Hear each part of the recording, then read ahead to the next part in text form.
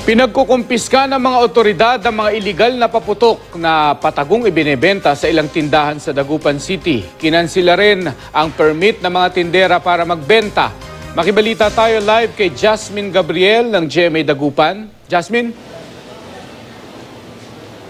Mark, tuloy-tuloy pa nga rin yung bentahan ng paputok dito sa firecracker zone ng Dagupan City. Tiniyak naman ng mga nagbebenta o yung mga tendera na pawang mga maaari lamang na paputok ang kanilang ibinibenta ngayon dito sa kanilang mga stall. Habang ang PNP naman, ganun din ang BFP, naka-standby para matiyak na walang naipupuslit na mga ipinagbabawal na paputok sa pagsalubungan ng bagong taon dito sa Dagupan City.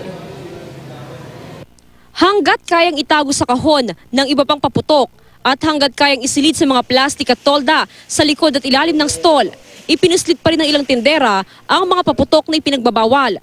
Ito ang nadiskubre ng Dagupan City Police sa isinagawang inspeksyon sa firecracker zone. May nakumpiska ring watusi. Yung isang balot ng ma'am na bawal, loses, gano'n, mga malaki, gano'n. Ba't may ganun ka pang paninda kung bawal?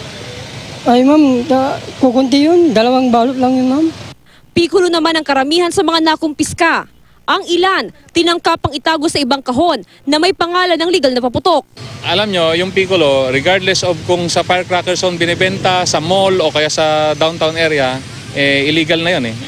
Pinagbabawal na yun ng batas natin, yung Piccolo. Okay. Bukod sa pagkumpiska sa mga paninda, kinansila rin ng mga otoridad ang permit ng nahuling tendera. Agad pinaligpit ang kanya mga paninda at tuluyan na silang pinagbawalang magbenta ng paputok. Hindi yun either or. Hindi yun either or. Talagang dapat kasuhan siya. Kung makita ng piskal na merong prima facie evidence, ayun talagang makukulong siya. Sinuyod din ng PNP ang mga bentahan ng torotot sa downtown. Isa-isang tinignan ng mga kahon at lagayan ng paninda. Modus daw ng ilan ang pagbebenta ng torotot, pero may mga nakatagong panindang paputok. May nakumpiska ring kwiti sa downtown. Samantala, ilang oras bago ang pagsalubong sa bagong taon, nagtaas na ng hanggang 10 piso ang presyo ng ilang paputok. Nagmahal na rin hanggang 100 piso ang mga pailaw. Nagkakaubusan na rin ng stock ng mga paputok. Sa pabrikang ito sa Barangay Bacayao Norte, sa Dagupan City, iilan na lang ang ginagawang kwitis. Pero hindi na raw ito ibinibenta dahil personal na lang daw nagagamitin ng mga may-ari ng pabrika. Kakaunti na lang din ang nakaimbak na paputok sa kanilang stock room. Mabilis, yan lang natitira. Oo. Wala na. Okay. Saan pa nakakapunta yung mga products niyo, sir? Malalayo sa Alaminos, San Fernando, ganyan.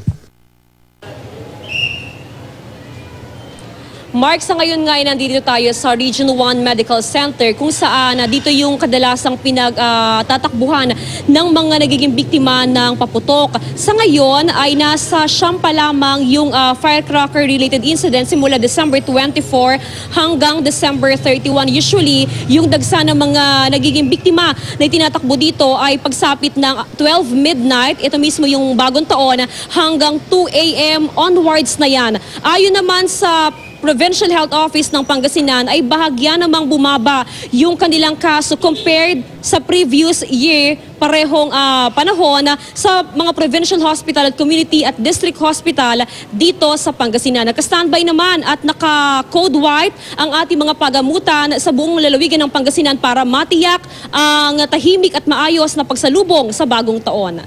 Yan muna ang latest mula dito sa Pangasinan. Jasmine Gabriel, Nagbabalita, Pilipinas.